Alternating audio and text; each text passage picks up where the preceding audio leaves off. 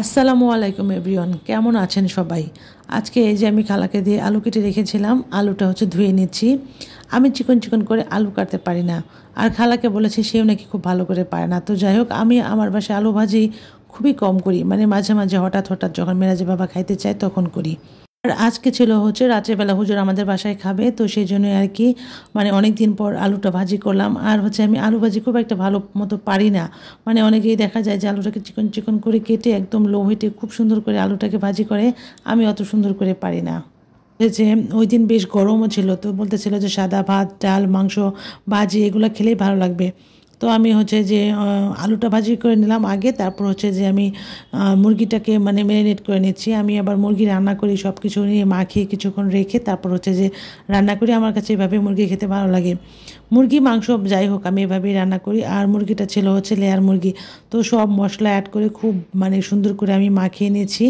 আর যে এখন আমি রান্না করে ফেলবো। এদিকে যে আমি ডালও রান্না করব, ডালটাও বের করে রেখেছি। আর আলু যে এটা ছিল, আলুটা যে আমি একসাথেই দিয়ে দেবো, একসাথে দিলে সুন্দর আস্তে আস্তে আলুটাও মানে নরম হয়ে সিদ্ধ হয়ে যাবে।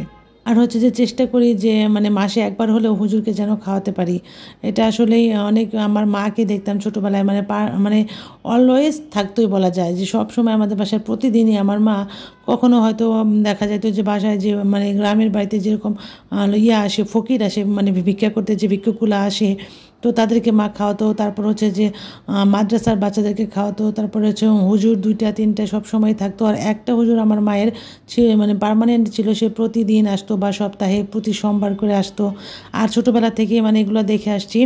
আর শহরে থাকার জন্য আসলে ওরকমভাবে খাওয়ানো হয় না। শহরের ভিতর দেখা যায় ভিক্ষুকও খুব কম আসে, ওইভাবেও খাওয়ানো যায় না। আর যে ওইভাবে আসলে হয়ে ওঠে না। তো আমি চেষ্টা করি মাসে একবার হলে হুজুরকে খাওয়ানোর জন্য। তো এই তো আমার রান্না বান্না এখানে শেষ হয়ে গিয়েছে। যে চিকন করে আলু ভাজি করেছি, তারপর ডাল করেছি, মাংস করেছি, সাদা ভাত করেছি।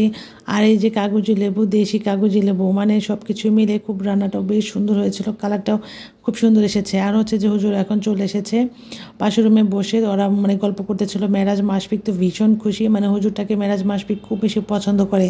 আর যে মাসফিক যে আশপাশের যতগুলা মসজিদ আছে, মাসফিক সব মসজিদে ঘুরে ঘুরে নামাজ পড়ে, তো সব হুজুরা ওকে অনেক আদর করে। আর এই হুজুরটা মনে হয় আরও বেশি আদর করে, মানে মাসফিকের জন্য আসার সময় অনেক কিছু নিয়ে আসে খাওয়ার। তো মাসফিক অনেক খুশি হয়ে যায়। মাসফিক আমাকে মানে ওর বাবাকে বলতে থাকে যে কেন প্রতিদিন হুজুর আসে না, হুজুর তো প্রতিদিন এসে খেতে পারে না। তো মাসফিক মানে অনেক খুশি হয়, মেরাজও অনেক বেশি খুশি হয়। আর যে মেরাজের বাবার একটা ফ্রেন্ড ছিল, এটা মেরাজের বাবার ফ্রেন্ড, ঠিক মনে হয় ভাইয়ের মতো। তাদের এত বেশি মানে এত ভালো সম্পর্ক, ভাইয়ে ভাইয়ে এত ভালো সম্পর্ক থাকে না। এই ভাইয়েরটার সাথে ওনার মানে যেরকম সম্পর্ক, মানে যখনই হুজুর আসে তখনই উনি ভাইয়াকেও নিয়ে আসে। তো এই তো মেরাজের বাবা খাবারটা পেয়ে দিচ্ছে সবাইকে।